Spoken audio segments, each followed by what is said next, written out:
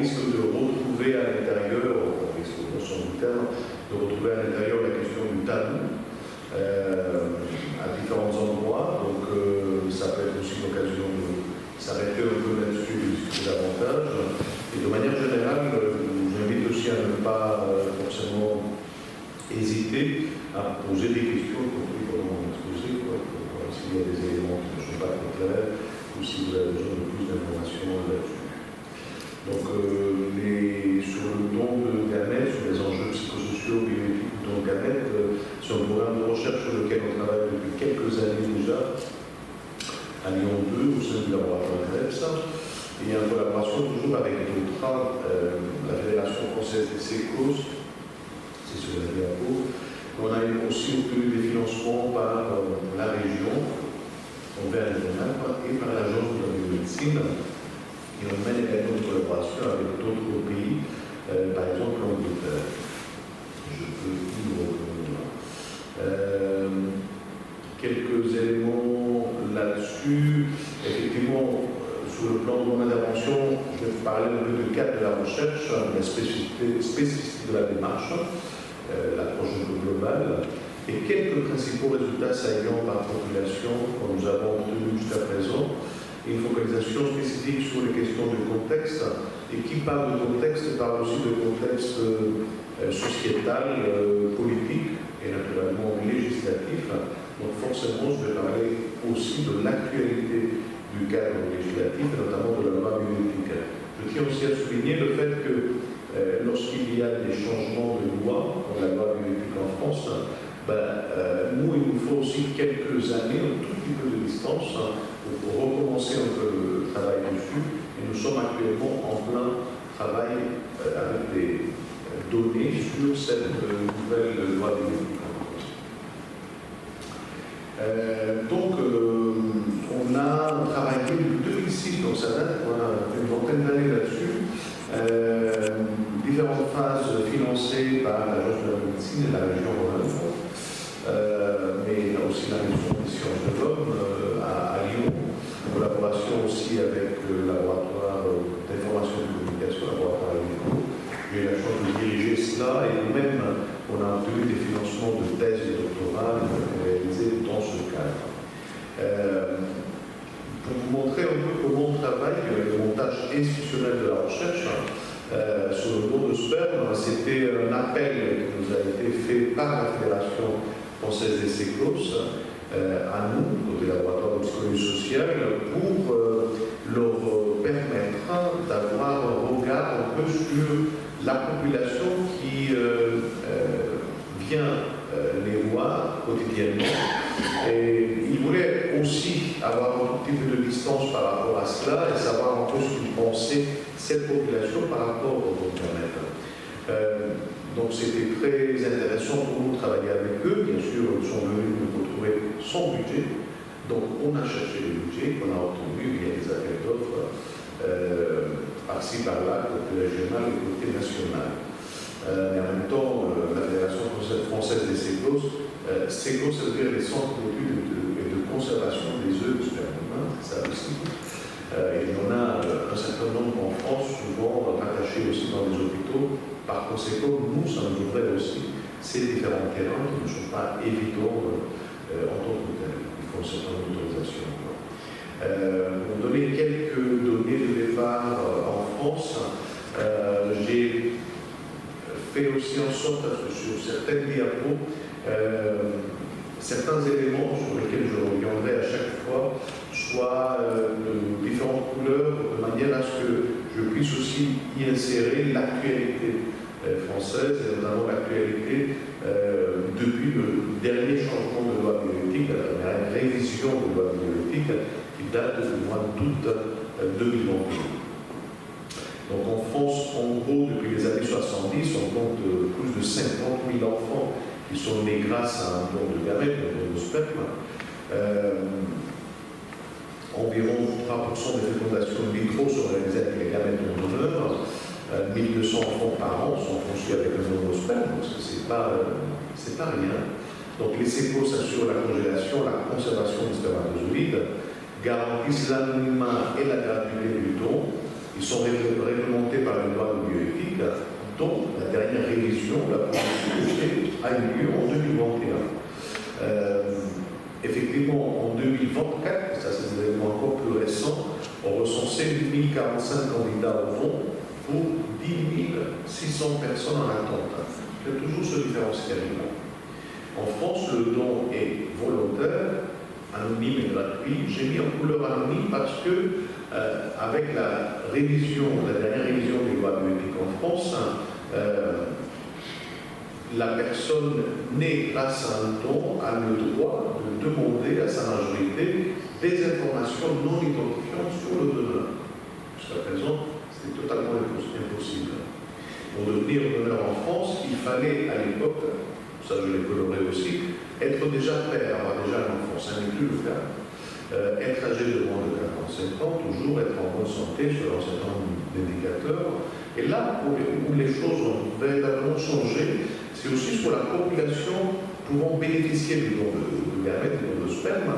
Nous, on a travaillé essentiellement une bonne partie de ces recherches-là avec les lois de l'époque qui étaient concernées uniquement des couples hétérosexuels. Désormais, depuis août 2021, le don de gamètes est ouvert aussi aux femmes seules et aux couples de femmes en France.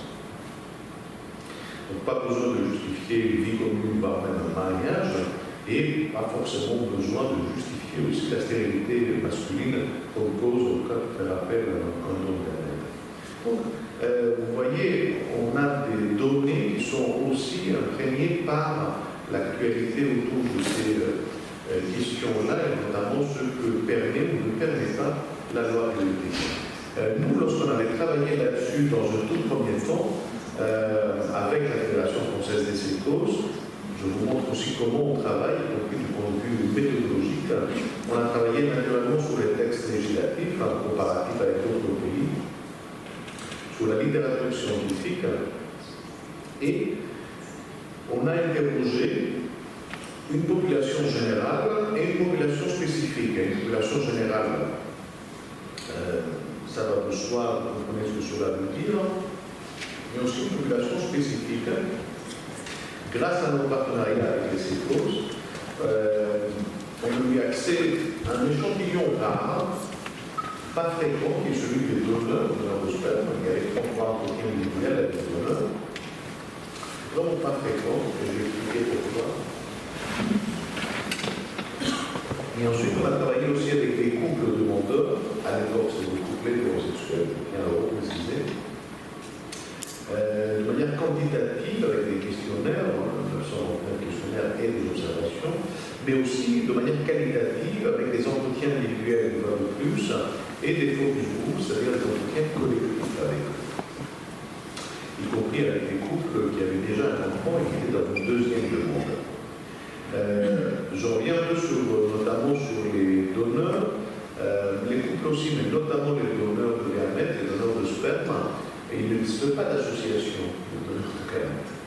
Donc c'est difficile de les trouver, de les contacter. Il faut faire la fouille dans les réseaux sociaux ou de bouche à oreille presque pour trouver quelqu'un.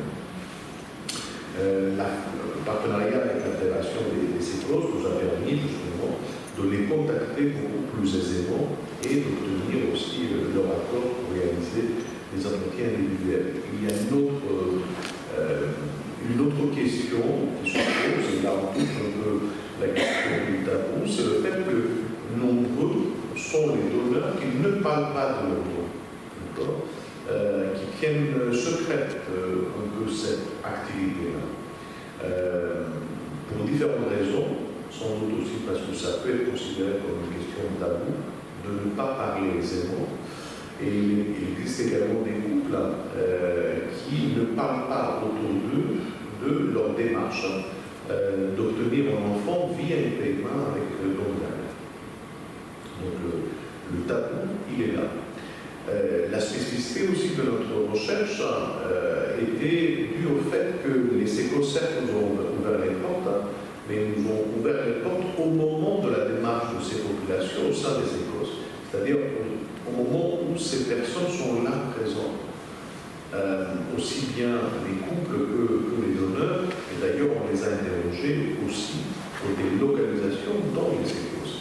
Sensibilité extrême de la population et proximité aussi du point de vue de l'expérience qu'ils étaient en train de vivre. On a eu affaire, ça fait partie un peu de résultats, si je veux dire, à certaines figures normatives qui étaient imposées sur les couples d'abord, sur le fait de devenir parent, être en couple certes, mais devenir éventuellement parent, une pression sociale, normative, naturellement sur la filiation par rapport à la ressemblance. Je pense que tout un chacun et chacune ici s'est retrouvé spontanément à une position telle que lorsqu'on voit un bébé, par exemple, d'un couple qu'on connaît, d'une famille qu'on connaît, de dire il ou elle te ressemble, ou elle vous ressemble à sa mère, à son père. Donc la question de la ressemblance sur la filiation, c'est une affaire extrêmement importante. Et naturellement, je dirais, l'oubli du tiers. Est-ce que ce tiers-là est oublié entièrement, en partie? Est-ce qu'il s'agit d'un tabou? On va le voir. D'autant plus que là, avec cette question-là de la procréation médicalement assistée, il s'agit de devenir parent sans sexualité. Il s'agit de faire face à une filiation qui peut être aléatoire à cause du don de tiers, et aussi le fameux oubli du tiers. Oui, certes, la présence aussi du tiers est là, via la présence génétique, mais aussi symbolique. Il n'y a pas que la psychologie sociale, naturellement, qui travaille dessus, sur les créations médicalement assistées, mais aussi sur le parentérisme en général. C'est un énorme chapitre en sciences humaines et sociales, notamment en anthropologie. Je vous mets ici un constat anthropologique qui nous a fait beaucoup réfléchir et qui nous a beaucoup aidé. Il a été prononcé par Maurice Godelier, grand anthropologue en France, dans un ouvrage publié en 2005 qui s'appelait Métamorphose de la parenté. Et Godelier, parmi d'autres choses, il disait que dans les observations aussi anthropologiques auprès de différents peuples, en tout cas différents groupes ethniques et nationaux dans le monde, il écrivait que nulle part, dans aucune société, un homme et une femme ne suffisent à eux seuls pour faire un enfant. Nulle part, dans aucune société, un homme et une femme ne suffisent à eux seuls pour faire un enfant. Ça donne de la matière en tout cas pour réfléchir, d'autant plus que, en ce qui nous concerne, dans ce cas de la procréation médicalement assistée, constatez que j'ai changé un peu la couleur de l'homme dans ce monde-là, parce qu'il peut ne pas être là s'il y a femme seule ou plus de femmes.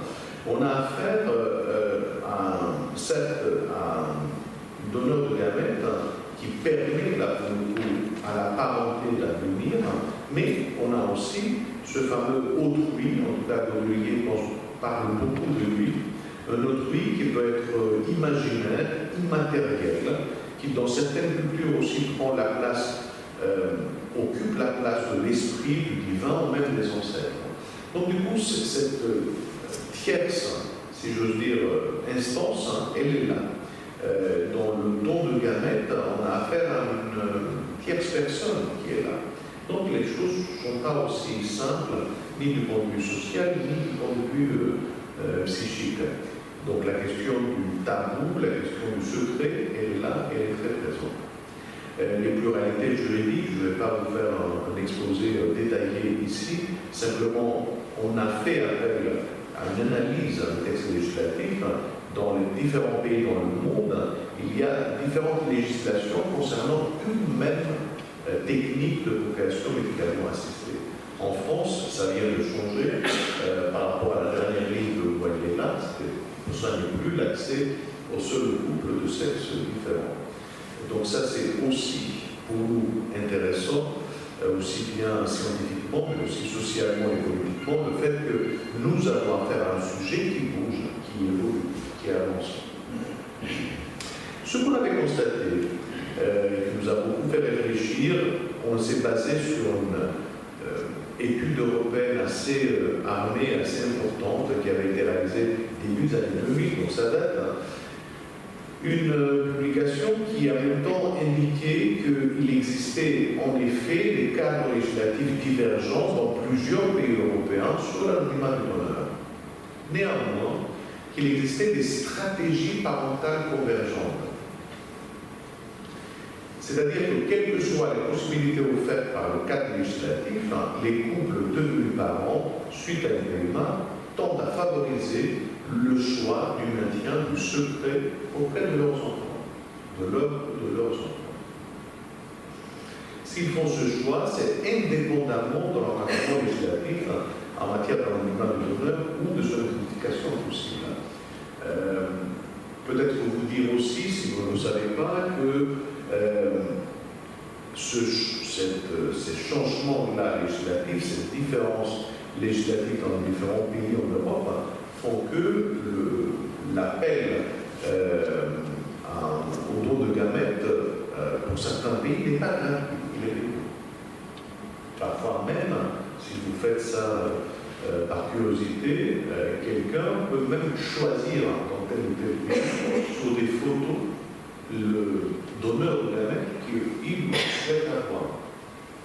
Donc parfois ça peut amener même vers une espèce un peu de marchandisation de cette technique de conversion assistée. En tout cas, il y a une divergence, c'est ça qui nous intéresse, législative. Mais malgré ces divergences, voici le secret, pour dire quelqu'un, qui apparaît auprès d'une grande majorité, en tout cas, de couples devenus parents. Nous, on le constate, on ne porte pas de jugement là-dessus, on ne souhaite pas porter de jugement s'ils font bien ou s'ils font pas bien. C'est leur droit le plus entier de faire, comme ils le souhaitent, sans avoir besoin, en tout cas, qu'on leur dise. Vous allez le constater aussi tout à l'heure. Est-ce que jusqu'au là ça va? C'était une question? C'est clair? Bon. Alors, quelques éléments aussi, résultats là, pour le coup, auprès de ces populations, là, des couples demandeurs et des couples receveurs. Donc, c'est un questionnaire qui leur a été administré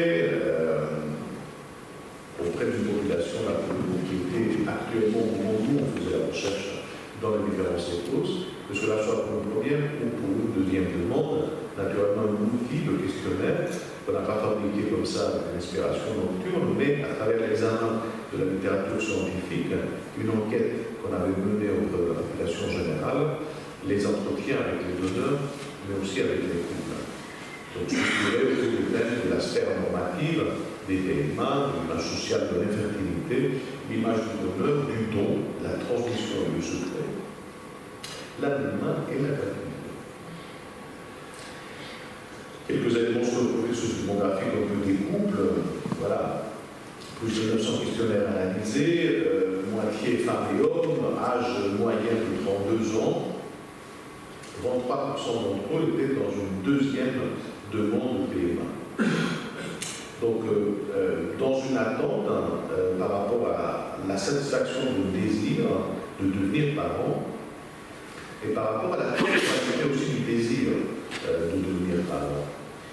Par exemple, on leur posait ce type-là de questions que vous voyez sur la diapo, selon les gens en général, une famille C, et selon vous, une famille C.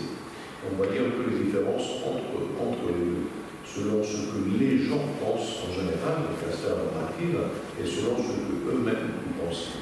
Donc, du point de vue de la sphère normative, quelques résultats assez éloquents pour nous, on ne va pas entrer dans les chiffres à tout prix.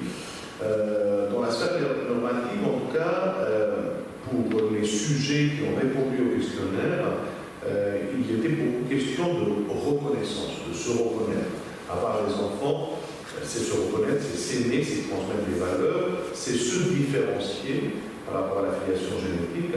Et parfois, on a constaté dans les résultats, et c'est un guerre étonnant bien sûr, un surinvestissement du vécu de la grossesse et un désinvestissement de la question de la ressemblance. Je m'arrête un instant là-dessus, rien d'illogique dans tout ça, rien d'étonnant dans tout ça, pour vous dire aussi, j'imagine que vous le vous le devinez vous-même, mais ce type de couple, et là on avait affaire à des couples hétérosexuels, parce que c'était la norme et la loi à l'époque, il s'agit déjà de couples, il s'agit déjà de former un couple, pas forcément très simple. Couple formé, ça se passe plutôt bien, si bien qu'il peut y avoir un projet de parentalité, pas simple non plus, et pas évident. Troisième aspect, constater que ceci ne marche pas. Je ne sais pas très bien pourquoi ça ne marche pas, mais ça ne marche pas. Restez toujours en couple, malgré tout ça. Okay. Et les couples qui restent là pour ensemble et qui souhaitent là, devenir parents, il y a d'autres moyens. Il y a par exemple l'appel à la relation médicalement assistée. Le vécu de la grossesse, là pour le coup, c'est important pour les femmes, pour la femme du couple, la couple hétéro, étant donné que la femme va vivre la grossesse. En revanche, la question de la ressemblance, effectivement, est minorée par rapport à l'appel à la relation médicalement assistée. On leur demander aussi leurs intentions par rapport au partage de cette expérience. Est-ce que vous souhaitez partager l'expérience de l'appel à la PMA dans le présent? Et il disait oui, avec l'entourage familial, de 73% et amical, 61%. Est-ce que vous souhaitez parler à l'enfant, à votre enfant? Et si oui, de quoi? Oui, de l'infertilité masculine, 75%, du mode de conception, 74%, de l'IAD, l'assignation artificielle des donneurs, 71%. Alors, quand ça va se passer? Comment? Et là, pour le coup, réponse intéressante, au moment qui va nous paraître encore une fois le moment propice. Comment? En lui racontant comment cela s'est passé. Quelqu'un pourrait dire que peut-être que là, il peut y avoir, je ne veux pas faire appel à la clinique à tout prix, mais c'est là où il peut y avoir aussi une élaboration consciente ou inconsciente du moment aussi propice pour garder le secret, pour dévoiler le secret. Alors, le fameux donneur, ça c'est aussi dans le questionnaire, qui est-il pour vous? On leur demande. Il nous répondait quelqu'un de généreux, de désintéressé, 82% d'entre eux, qui ne s'incarne en personne, qui permet, surtout à plusieurs couples, d'avoir des enfants en donnant ces spermatozoïdes. Ok, très bien. Est-ce que vous souhaitez le rencontrer? 85% c'est une. Est-ce que vous comptez penser à lui? Plus précisément, est-ce qu'il occupera une place dans votre esprit?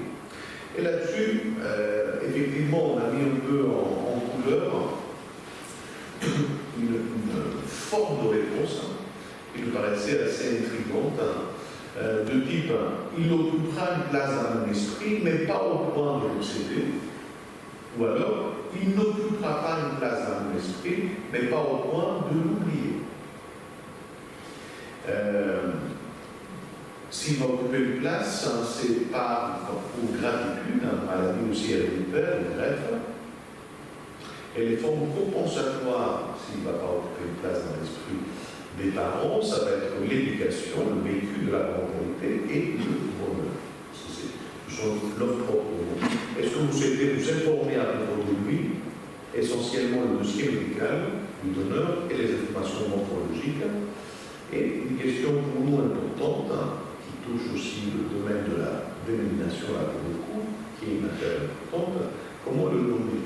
Donneur de gamètes, géniteur, quelques-uns, pas beaucoup, avec aussi l'expression père biologique. Lorsqu'on dit père, on tombe dans le champ de la parenté. Donc, pour nos sujets, couple là pour le coup questionné par questionnaire, le don de gamètes c'est un acte généreux, désintéressé, un don tout à fait particulier car il transmet l'ADN, plus proche du don d'ovule, d'organes, de moelle osseuse, et pour eux, à l'époque, avant du coup, le changement de la loi bioéthique en France, la meilleure formule à lui appliquer pour eux, c'était un minimum gratuit. Donc un minimum secret qui constituait en tout cas vraiment les principes organisateurs essentiels de leur prise de position. Alors, quelques éléments aussi, quelques résultats principaux, prise de position des donneurs de sperme.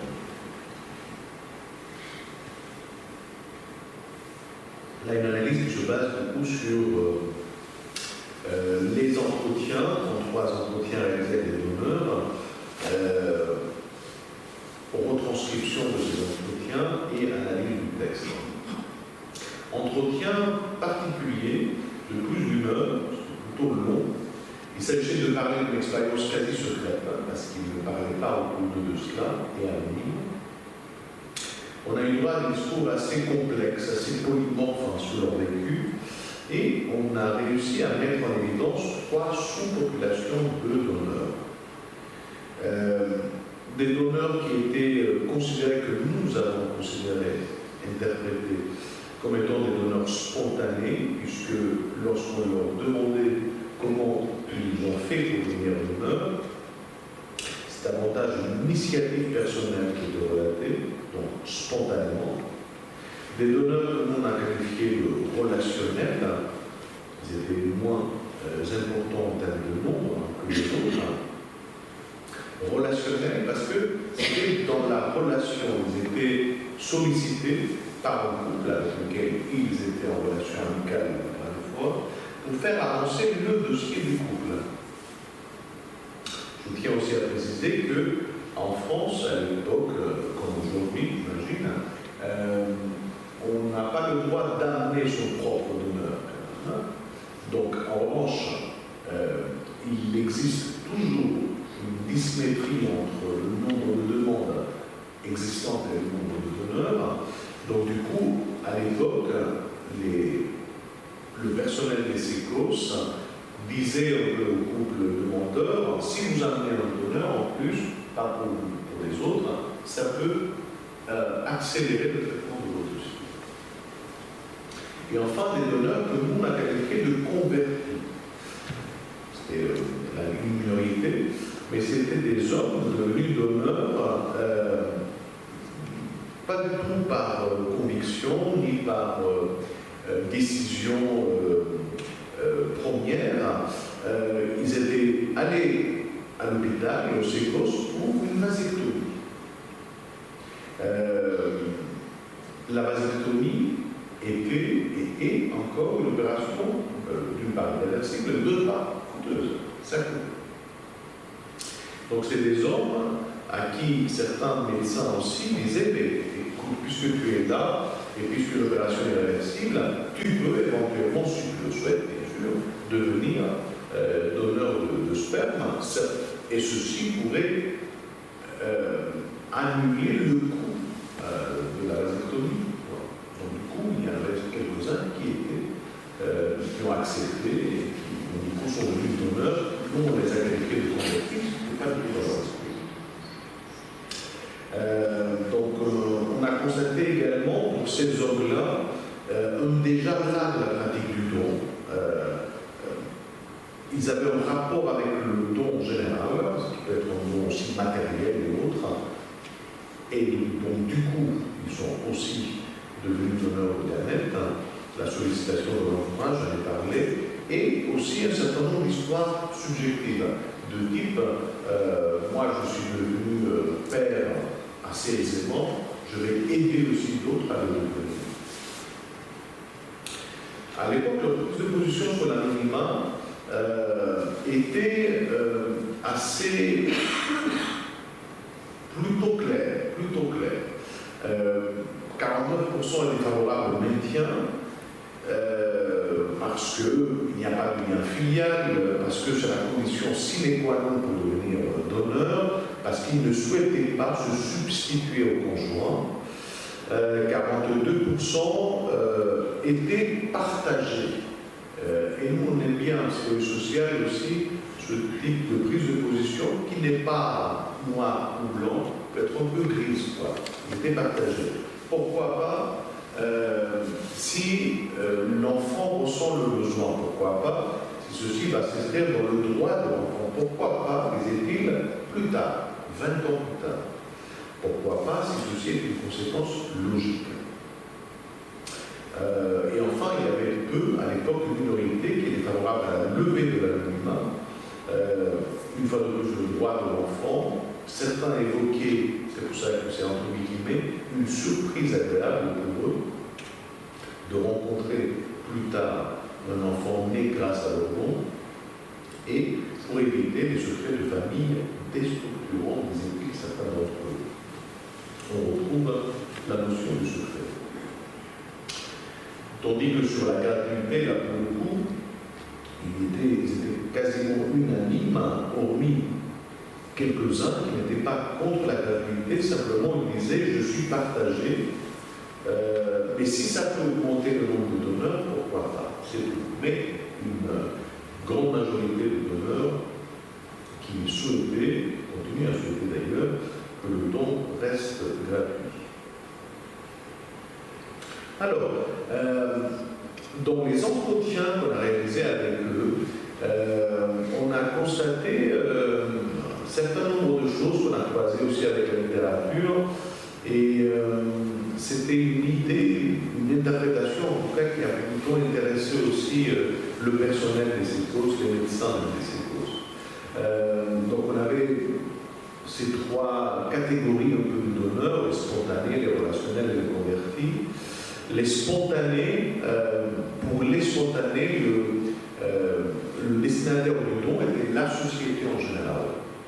Pour les relationnels, c'était au début davantage le couple qui leur a demandé, je le répète, je ne dis pas un don pour ce couple-là, mais qui pouvait aider le couple, tandis que les convertis, c'était davantage un peu leur propre self, eux, c'était pour eux-mêmes, le soir.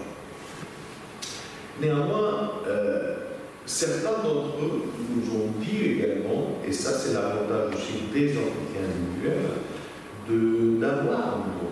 Ils pensaient avoir un don. D'accord? Ça ne veut pas dire qu'ils en avaient un, mais ils pensaient avoir un don. Et donc ils ne faisaient pas que donner. Ils rendaient aussi quelque chose dans leur esprit. Ils le disaient. Les spontanés à la société, les relationnels au couple, ou au couple en général, et le converti à soi.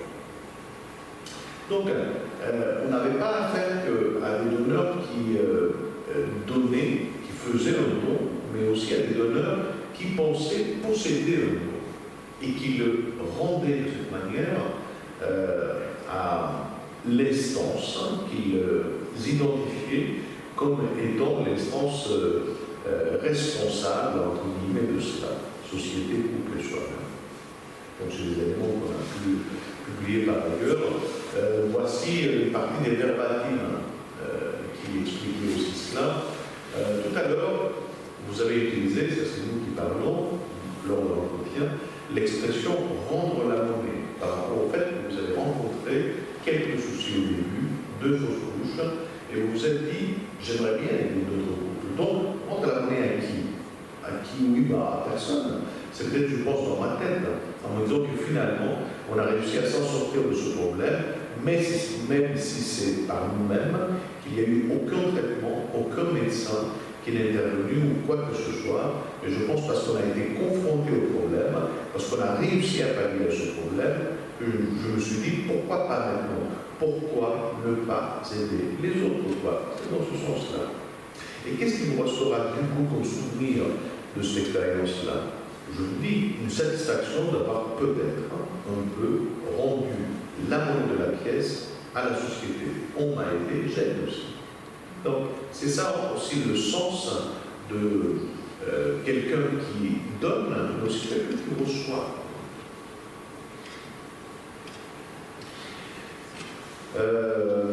Enfin, quelques éléments aussi de l'enquête auprès des couples demandeurs-receveurs, notamment sur le récit, des scripts, de récits que nous avons identifiés. Donc faire le récit à la manière dont il le raconte à l'enfant, il comptait le raconter à l'enfant, où il l'avait raconté à l'enfant, avec toujours des protagonistes, à l'époque, pour les hétérosexuels, je le répète, papa, maman, bébé, hôpital, le gentil monsieur, entre guillemets, et la graine. La graine, pour nous, c'était véritablement une découverte. Les petites graines, monsieur qui prêtait ses graines, qu'on puisse mettre les graines dans le ventre de maman. Je ne vais pas tout lire, mais la métaphore des graines était extrêmement présente, quoi. On leur dit que papa est allé chercher une petite graine parce que je n'en avais pas, qu'il est un gentil papa qui en avait beaucoup, donc il en a donné une et voilà. Très bien. Et puis il y a un autre monsieur qui a le même ADN que papa, qui a donné ses graines pour que tu sois là. Voilà, parce que papa, il n'y a pas de graines. Et papa, c'est ton papa. Et papa, c'est papa, il n'y a pas de problème. Le récit. Donc pour nous, théoriquement parlant, c'est d'ordre l'objectivation avec la métaphore de la graine, rendre concret l'abstrait, l'absent, l'invisible, donc mettre du social dans la représentation, utiliser le mot du sens commun, les graines, on va tous et toutes de quoi il s'agit, un mot qui est investi aussi de l'imaginaire, dans le vocabulaire culturel, qui permet de parler de la fécondation en évacuant la sexualité, qui permet de parler du donneur proche et généreux, toujours avec des guillemets, des soins à apporter, donc un support narratif du problème rencontré par le couple. C'est la fiche de la vie. Donc quelques stratégies de révélation aussi, issues de la littérature. On ne le dira pas, mais on ne le mentira pas, ou des circonstances inattendues peuvent arriver, ou encore la stratégie de l'écran de fumée, pour certains, la stratégie du au moment opportun, comme on l'a vu dans notre propre résultat, la stratégie du non-événement, ou stratégie dite de la graine plantée. Donc l'information qui grandit avec l'enfant, on voulait que lui ou elle l'ait toujours su, discussion comme ayant cours et comme élément de la relation parent-enfant. Donc on voit un tout petit peu ce que les gens font du secret, de ce secret-là, de secret qui les concerne et de secret qui concerne aussi leur enfant. Effectivement, ce que j'ai dit dans le résultat à propos des donneurs, ce qui nous a beaucoup frappé, qui nous a plu aussi, quelque part au point de vue conceptuel et surtout à nos partenaires aussi, c'est qu'on a vu la même attitude, la même posture aussi auprès des couples. C'est-à-dire qu'en l'absence de questions spécifiques de notre part, un peu plus de la moitié des couples interrogés ont souhaité nous faire part spontanément d'une démarche de don de gamètes, d'embryon, postérieure à leur démarche de don de sperme. J'ai reçu, je donne. C'est la fameuse, et je vais y revenir tout à l'heure, trilogie qui a été mise en évidence par un écrivain, un sociologue, un anthropologue absolument génial français, Marcel Mauss, qui a du coup théorisé le don sous cet angle-là, donner, recevoir et rendre. Et on a vu ça en action à travers ce type de recherche et à travers ce type de population. Donc pour nous, les couples receveurs aussi ne font pas que recevoir, mais donnent, rendent quelque chose auprès d'une population similaire à la leur. Voici Marcel Mauss qui écrivait que dans le don, on saisit l'instant fugitif où la société prend. Une phrase presque politique qu'on ne pourrait pas utiliser aujourd'hui, en tout cas, certainement pas dans la science sociale et certainement pas pour publier. Le don, Bruno Carcentier, notre sociologue français actuel, qui parle du don comme une structure permanente de socialité. Cette expression, écrivait Carcentier, est celle d'un système cohérent de prestations dans lesquelles se trouve engagée la représentation que les sujets ont d'eux-mêmes en fonction de leur relation à autrui et par ce biais en rapport à la société dans laquelle ils prennent place. Je reviens un peu à Godelier, à Maurice Godelier, qui écrivait dans son même ouvrage que l'imaginaire dont il est ici question n'est pas celui des fantasmes individuels. Il s'agit de l'imaginaire socialement partagé, de représentations collectives qui sont objets de croyances cristallisées dans des institutions, mises en scène et en acte dans des pratiques symboliques comprises de tous. Ces explications imaginaires produisent de la réalité sociale tout en l'expliquant. Je pense que s'il faut retenir quelque chose, c'est plutôt cela, à savoir qu'on a affaire à un imaginaire qui est plus que productif du point de vue des significations, du sens de la vie, là pour le coup, pour les sujets qu'il utilise. Donc, nous, on a eu affaire à un objet de recherche que vous avez vu, même si j'ai présenté des éléments assez résumés, un objet de recherche pardon, assez complexe, pas simple, une expression pour nous d'une pensée sociale large, à l'intérieur de laquelle il existe des normes, une pluralité de prises de position, parfois même des contradictions, fruit d'une expérience sociale, et fruit, et on travaille beaucoup là-dessus, de systèmes de représentation sociale. Ce n'est pas une représentation sociale. Il y a à l'intérieur la filiation, il y a la parenté, il y a l'enfant, il y a le droit, il y a la technologie et la science, il y a aussi la culture. Et pour nous, c'est toute l'importance de l'étude aussi conjuguée, aussi bien des contenus que des processus. Donc, objet complexe, objet représentationnel, parce qu'on travaille véritablement là-dessus, notamment à l'aide aussi de la théorie de représentation sociale, un objet représentationnel dont la nature est complexe. Après, on le qualifie dans la littérature de système représentationnel, voire même de projet représentationnel, parce que les gens aussi se projettent du point de vue de l'avenir avec la parentalité, et une triangulation théorique, c'est-à-dire la combinaison de au moins trois filières, disciplines, en tout cas théoriques, que ce soit la psychologie sociale, que ce soit l'anthropologie, que ce soit la sociologie, et le don comme le système, là, pour le coup, de prestation sociale. C'est ça qui nous a beaucoup intéressé à l'intérieur de ce type de recherche. Donc, le don pour nous, comme pour Marcel Mauss, c'est un fait social total. C'est pas une mince affaire. Et c'est un fait social total qui prend aussi les gens, qui les fait certainement gagner en puissance, vivre en tout cas leur propre identité, leur propre parentalité, qui les inspire, qui les incite aussi à, par exemple, construire une famille, à concevoir une famille. Donc c'est là pour le coup un système de prestation sociale tout à fait particulier.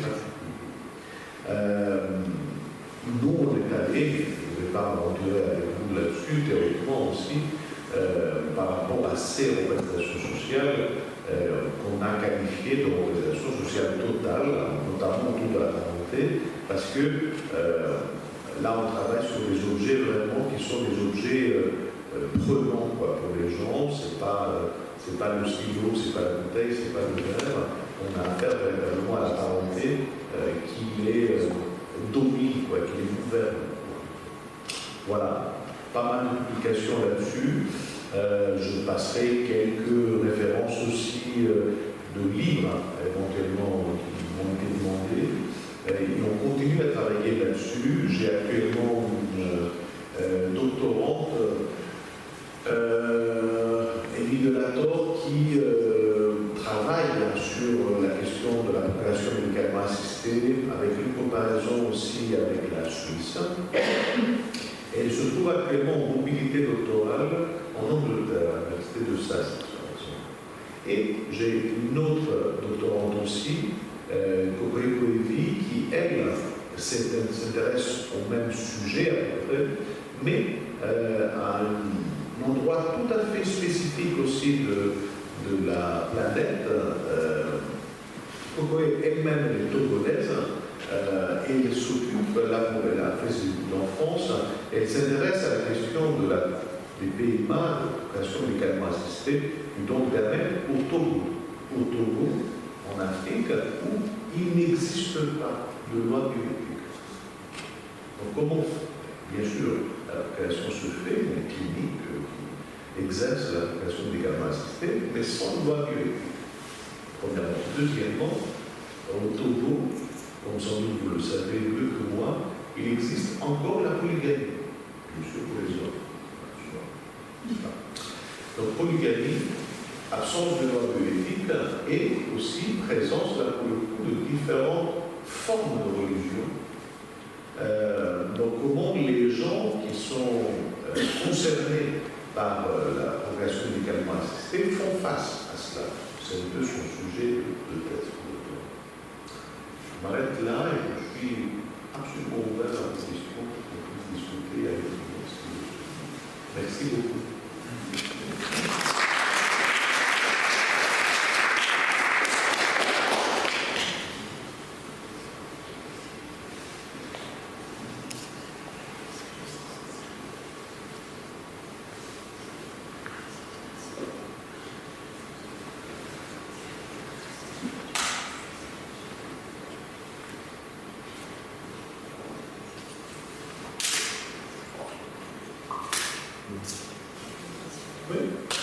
Est-ce qu'on parle de remise en cause de l'anonymat du don?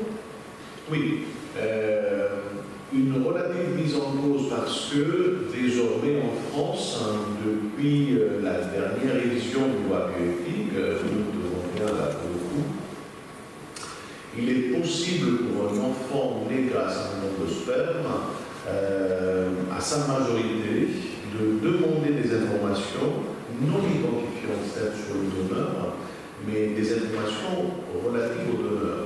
Il y a même une commission qui a été créée un an après la révision de la loi, qui s'appelle CAPAD, CAPA2D, et c'est une commission à laquelle les personnes nées grâce à un don de sperme peuvent faire appel, justement pour avoir des informations relatives au donneur. Je lisais récemment, en préparant mon intervention ici, le dernier compte-rendu de la CAPAD, qui date de 2025. La première année, il relate avoir reçu 6 demandes.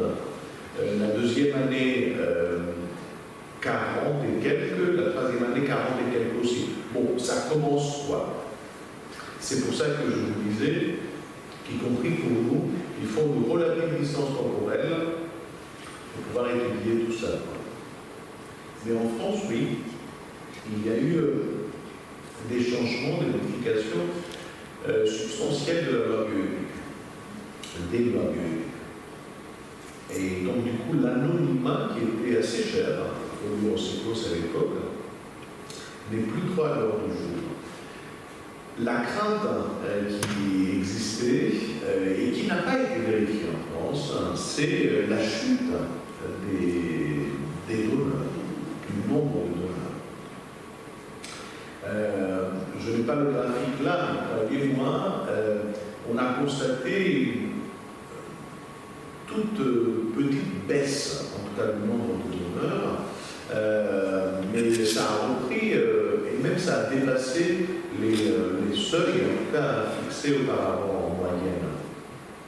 Donc ça c'est plutôt bon signe, il me semble, le fait que finalement cette modification-là de la loi ne gêne pas du point de vue du rythme avec lequel le nombre, en tout cas de donneurs, parce que les demandes aussi ont augmenté en France. Parce que couple hétéro, mais aussi couple de femmes et des femmes seules. Donc forcément une augmentation aussi du nombre de demandes. Oui. Je suis surprise de ce que vous venez de dire. Enfin, oui. Surprise, mais dans le sens du cas, parce qu'on entend toujours dire que le taux de natalité est en train de baisser. Alors. Ça me paraît paradoxal. Oui, vous avez raison. On parle du taux de natalité à l'échelle nationale. Je ne suis pas en train de dire que tout va bien. l'échelle nationale, on a des chiffres qui le prouvent. Néanmoins, là, pour cette population-là, qui fait appel à la population médicalement assistée, qui est une minorité, il faut dire, même s'il y a plus de 50 000 enfants depuis les années 70 qui sont nés grâce à nos permettre, c'est 50 000, pas énorme.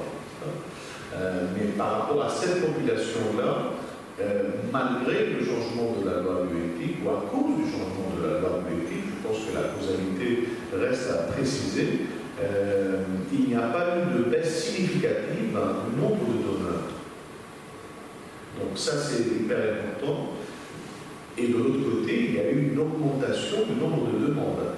Relatif, je n'ai pas les chiffres là à vous montrer, je ne l'avais pas prévu, j'ai eu tort certainement, mais on ne parle pas non plus de nombre exponentiel de demandes de population médicalement assistée. Ça reste toujours relativement faible. Si on le compare à la moyenne nationale, sous la baisse de la natalité, c'est un fait pour la France, comme pour d'autres pays européens, sur le fait que la population en France, comme dans d'autres pays européens, vieillit davantage, c'est sûr, et se remplace en tout cas, je pense que c'était l'année passée, on a dit qu'il y avait plus de décès en France que de naissances. Donc ça, c'est des signaux aussi extrêmement forts. Ça ne risque pas de changer avec la climat. Oui. Vous avez dit qu'avec la loi bioéthique, il n'y avait pas eu de baisse de dons. Est-ce que vous avez pu prendre Très très peu au début, mais ça va. Voilà, en tout cas pas significatif. Est-ce que vous avez pu prendre les différents effets de la loi? C'est-à-dire qu'effectivement, il y a cette prise en compte relative de l'anonymat, et il y a aussi l'ouverture à des hommes qui n'avaient pas d'enfants.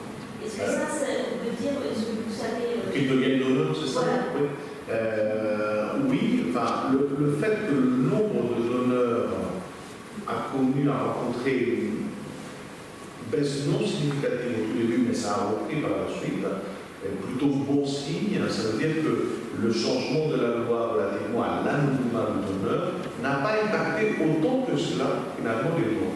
Donc ça, c'est plutôt, il me semble, bon signe, quoi. Je devrais aussi rajouter, je l'avais sur le diapo, toute une assez efficace, je trouve, campagne publicitaire, notamment du côté de l'agence de la biomédecine là-dessus, avec des métaphores aussi assez jolies au niveau de leur affiche, pour inciter les gens, pour informer les gens d'abord et pour les inciter à devenir, par exemple, donneurs. Donc, heureusement, ça marche pour l'instant en France. On reste toujours un peu en attente et dans une forme de comparaison aussi avec d'autres pays. Vous voulez poser une question?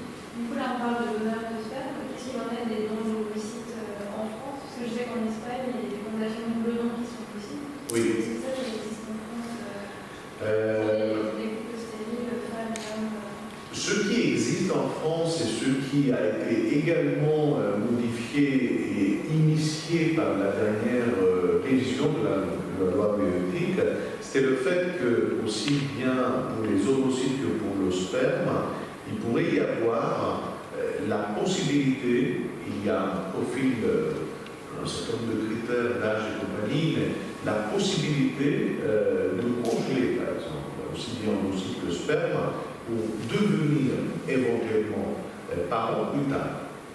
Ça, c'est introduit aussi par cette révision de la loi bioéthique. Donc, côté don d'ovocytes, ça continue en France. Oui, c'est possible. C'est possible. Je n'ai pas les chiffres en revanche.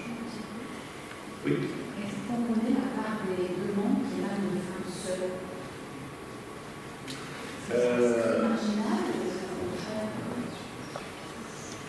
On n'a pas encore tous les chiffres.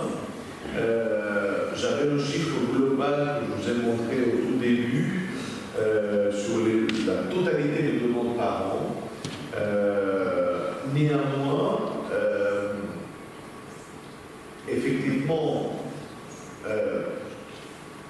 dans les nouvelles demandes, il y en a aussi qui viennent de femmes seules et de couples de femmes. Je n'ai pas le chiffre exact en tête, donc je ne veux pas vous dire comme ça une bêtise, je vais regretter, mais en tout cas, ça a plutôt bien qui vient marcher côté incitation pour ces femmes-là. Je le disais, je crois aussi au début de mon intervention, parfois la loi aussi vient instaurer, légitimer une pratique qui existait. Je pense que ce type de pratique existait, dans le secret, parfois dans le non-dit, mais ils existaient. Donc du coup, c'est extrêmement important, symboliquement, socialement parlant aussi, de pouvoir le faire légalement. Et donc il y a eu une incitation auprès de femmes seules et auprès de femmes aussi. Il nous faut, je pense, un peu de temps pour pouvoir constater les effets.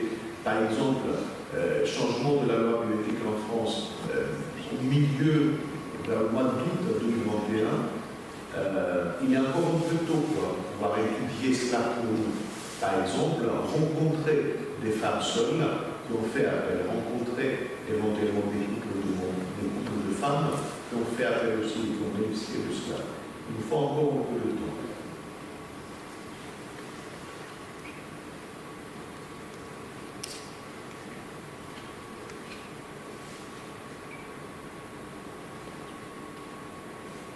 Il y a d'autres questions, c'est des choses pour lesquelles il est un peu trop vite, pas très clairement de mon côté, etc. Mais c'est effectivement une question, celle de la coopération médicalement assistée, qui ça nous intéresse parce que ça nous permet aussi de comparer ce qui se passe en France avec d'autres pays en Europe et dans le monde, et il se passe des choses différentes autour d'une même technique de coopération médicalement assistée. Et ce que je vous disais, voir aussi que parfois, ce n'est pas simplement une question d'anonymat ou d'arbitre, il y a des pays où les gens peuvent acheter, payer pour avoir, choisir même le donneur sur un site web. Donc, on voit des pratiques différentes, des représentations aussi différentes de ce que c'est devenir parent, de ce que c'est faire famille. Par rapport à cette dernière révision de loi bioéthique, je pense qu'elle est assez importante dans le sens où probablement, ça reste à étudier, à vérifier, à confirmer, ça amène aussi des éléments, un peu de nouvelle définition de ce que c'est une famille. Vous allez me dire, mais c'était avant. Oui, c'est vrai. Mais là, c'est légal et légitime. Vous savez pourquoi il y a certains couples français qui vont en Espagne pour le PMA, qui disent que c'est facile? Sans doute, ce qui joue aussi, c'est la rapidité. Par exemple, en France, la durée d'attente, c'est de l'ordre parfois de 1 an et demi, 2 ans, entre la demande et l'éventuelle réalisation de la demande. Parce qu'il n'y a pas suffisamment de dons, parce qu'il y a beaucoup de demandes. Et donc il peut y avoir des couples qui font le choix dans notre pays pour satisfaire plus rapidement éventuellement leur envie. Pourquoi c'est plus rapide en Espagne qu'en France? Il peut y avoir cet aspect-là, au plus de donneurs. Est-ce qu'en Espagne, c'est gratuit? J'ai un doute. Je sais pour les pays nordiques que ça n'est pas. Vous dites que non, c'est ça? C'est pas gratuit, ça. Nous sommes que nous aussi, mais voilà, je ne veux pas vous donner des bêtises. Donc, ceci peut expliquer que l'attente en France qui, je le disais aussi à un moment donné dans mon exposé, il ne faut pas oublier le fait qu'on a affaire à un couple, alors couple de femmes, couple hétérosexuel, peu importe, mais qui est dans un désir, dans un projet de parentalité qui ne trouve pas satisfaction.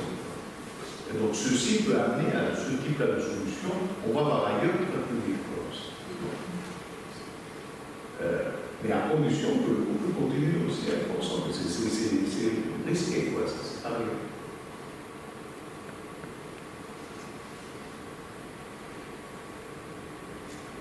Oui. les donneurs qui convertis, vous avez parlé d'une compensation du coût que vous avez payé, parce que c'est pas là déjà une question, puisqu'il y a une compensation. Absolument, nous on l'a constaté sur place, sur ces postes, avec des couples, avec des donneurs là, pour le coup, qui étaient donneurs au moment où on faisait la recherche.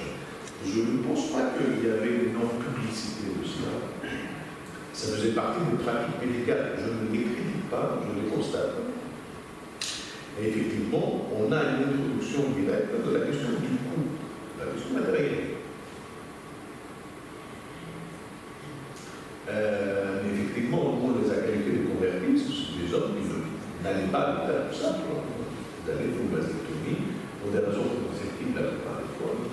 Mais voilà, étant donné la nature de l'opération, le côté irréversible de cette opération-là, ils arrivaient, est-ce qu'il y avait aussi un entretien psy, peut-être, je ne sais pas, mais ils arrivaient à les convertir, simplement. Mais aussi, ceci est dû au fait qu'il n'y avait pas beaucoup de donneurs. Il y a quelques petites questions de ce type-là qui méritent à mon avis d'être étudiées, mais pas de un peu plus de temps.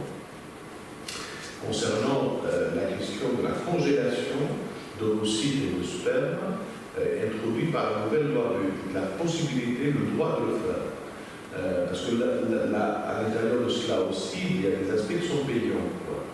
Quelqu'un pourrait dire, oui, ça ne concerne pas tout le monde, ça concerne les riches, etc. Donc voilà, c'est toujours ces aspects-là. J'avais une question, je ne sais pas si vous pouvez faire. Pour justement les dons de sperme dans des couples de femmes, quel est le statut de la deuxième femme du couple qui, elle, n'a pas apporté Très bonne question, très bonne question. C'est là où je pense qu'on introduit des fragments un peu de nouvelles définitions de la famille. Donc comment cette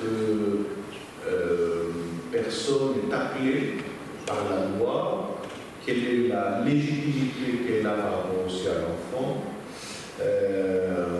Il y a de nouvelles appellations, de nouvelles dénominations aussi qui sont répertoriées, y compris du point de vue légal, pour que les deux aient les mêmes droits. Voilà. Mais ça veut dire qu'on est en train de, alors pour certains critiques sans doute, de fabriquer une nouvelle famille, je ne sais rien. En tout cas, pour moi, c'est plutôt de définir vraiment ce que c'est une famille. Et dans la définition, il y a, et je cite beaucoup là-dessus, il y a un volet capital qui est celui de la dénomination, comment appeler l'autre. Ouais. Et là, à l'heure actuelle, les deux mamans ont la même responsabilité. Comment c'est vu actuellement par la loi? Il faudra que je regarde vraiment dans le détail pour vous dire. Je sais que c'était davantage porté, en tout cas, que les deux puissent avoir le même droit que l'enfant. Effectivement, il y a l'une des deux qui porte l'enfant et qui accouche de l'enfant, mais ce que ceci enlève à l'autre ses propres droits, je ne suis pas sûr. Mais il faudra que je regarde davantage dans le détail. Mais là, il y a une évolution aussi de nouvelles formes de dénomination d'autrui, pour justifier sa légitimité par rapport à l'enfant. Et c'est non, je ne pense pas. Je ne pense pas. Je ne pense pas que ce soit l'adoption. C'est plutôt une continuité juridique qui accompagne la démarche de devenir parent pour par exemple de femmes. Et ce n'est pas une adoption. C'est une chose que ce n'est pas le cas pour les couples hétéros, et ce n'est pas le cas. Mais non, j'espère que non. Mais j'espère que je pense pas. Comment sont choisis les donneurs? Alors, il y a des. Je crois que dans les séquences, je continue à avoir un entretien un peu psy avec eux, mais il s'agit davantage là pour le coup d'hommes moins de 45 ans en bonne santé. Oui, en fait, c'est pas grand-chose. Moins de 45 ans en bonne santé, mais c'est pas l'individu finalement. Tout à fait. Vous avez raison. Les critères, comment ça se passe? Parce que, bon, il peut être très bien comme ça, il peut bien discuter, mais il peut être scientifique. Enfin, je ne sais pas, une image, comment expliquer. Parce que je veux dire, il est en bonne santé, il est jeune, parce qu'après, c'est quand même un enfant qui va naître. Tout à fait, vous avez raison. Mais on demande à ces hommes-là qu'une partie de leur substance génétique, pas plus. Et après, sur le volet choix du donneur, une autre question que vous n'avez pas posée et à laquelle je n'ai pas de réponse, parce que je ne le sais pas, c'est comment les séquos choisissent le donneur, ou le don, pardonnez-moi, le plus approprié pour telle demande. Ça, je ne sais pas. Je pense qu'il y a certainement une question phénotypique qui se pose, certainement. Après, par rapport au choix, est-ce qu'il y a d'autres critères? Je ne suis pas certain. En tout cas, ce n'est pas une visibilité absolue.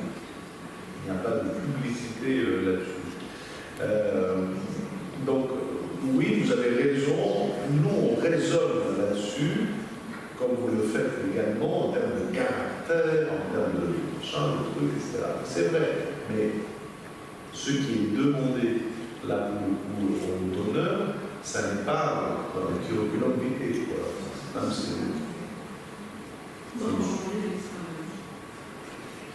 Il y a un plus de risque relativement.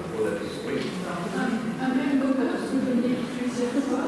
Jusqu'à 10, je pense, son don peut être utilisé jusqu'à une dizaine de fois. Donc 10 couples différents. Absolument. 10 demandes différentes. Est-ce que vous connaissez les motivations des personnes qui recherchent leur donneur, qui veulent connaître un peu plus sur leur donneur? C'est une très bonne question.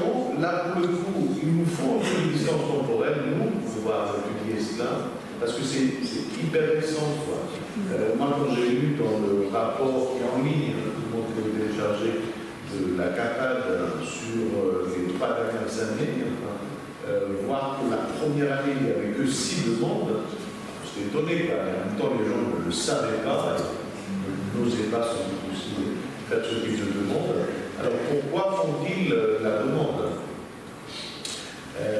Permettez-moi d'abord de répondre à cela en disant que pour faire la demande, il faut déjà être au courant. On connaît les classes. Apparemment, il y en a pas mal qui ne le savent pas. Deuxièmement, à partir du moment où ceci est su et a été expliqué d'une manière ou d'une autre, voire le récit sur les graines d'une autre manière, c'est comment le sujet, là, pour le coup, la personne le vise là. Quels sont également les rapports avec ses parents.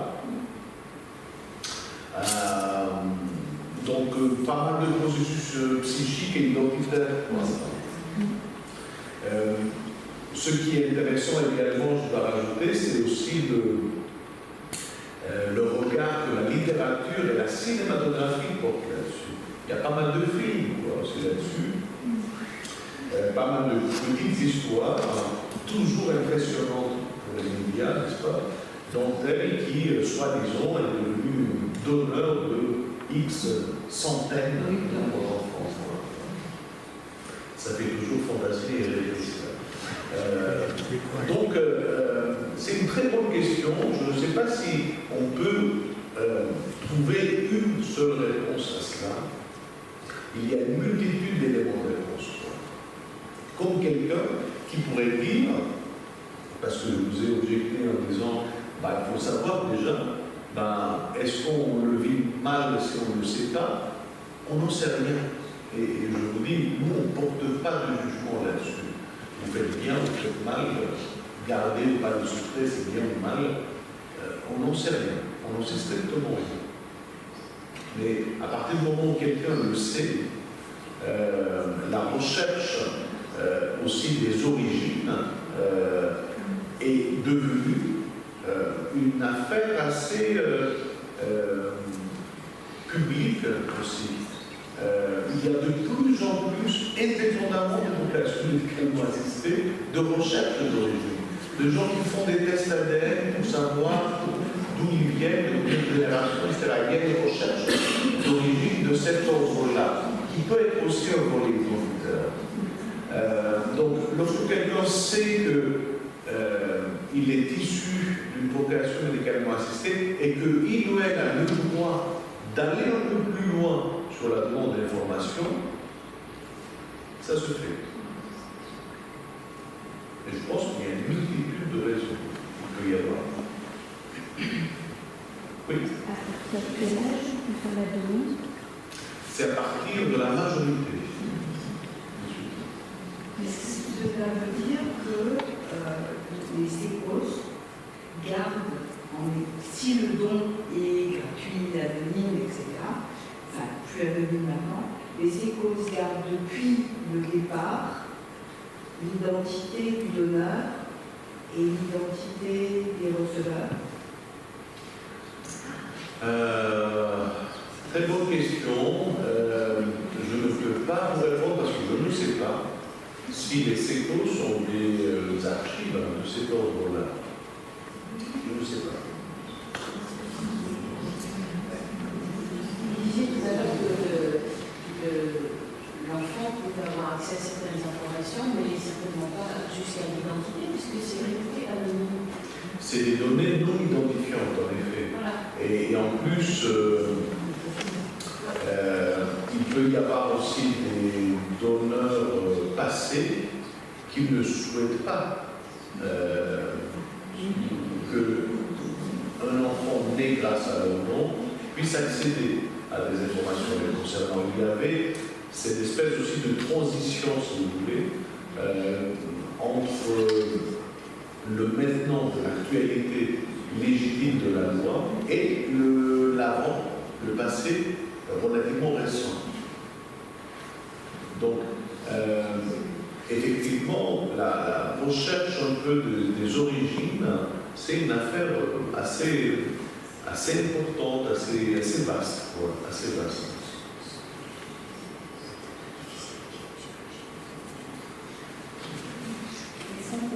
Les pratiques des dons du sperme plus importantes selon les cultures ou les religions.